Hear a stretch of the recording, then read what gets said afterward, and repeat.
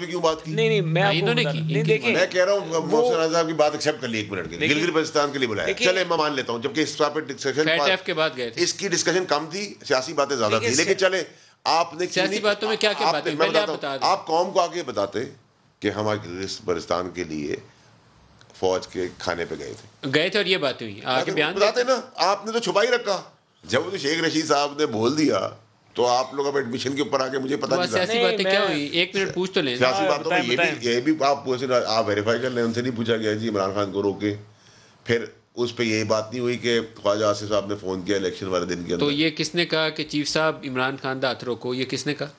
یہ ان کی پارٹی کے شہباز شریف تھے. شہباز شریف نے کہا عمران خان دا ہاتھ روکو. یہ تو سر آپ دیکھ رہے ہیں، یہ تو سب سے شیخ رشید صاحب بیان کر چکے ہیں.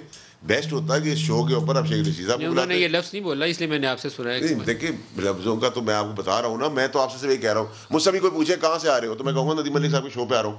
میں یہ نہیں کہوں گا میں ندیم ملک صاحب کو مانتا نہیں ہوں، وہ اینکر نہیں ہوں، اس چینل کو نہیں مانتا، کچھ نہیں مانتا اور شو پہ بیٹھا ہوں. یہ نہ کریں، جو کریں کھڑے ہو قوم کے آگے کہ گئے ایک پوزیشن لینا. ہم تو کہتے ہیں ہم اپنی فوج کا احترام بھی کرتے ہیں، عدلیہ کا احترام بھی کرتے ہیں، اس کا پیار بھی کرتے ہیں، اس کی قربانیوں کو سراہتے بھی ہیں. ہمارا وہ آرگنز ہیں، ہم اپنے آرگنز کو لے کے چلیں، ہمیں کوئی پرابلم نہیں. شہباز شریف بھی تھے، احسن بھی تھے. ہمارا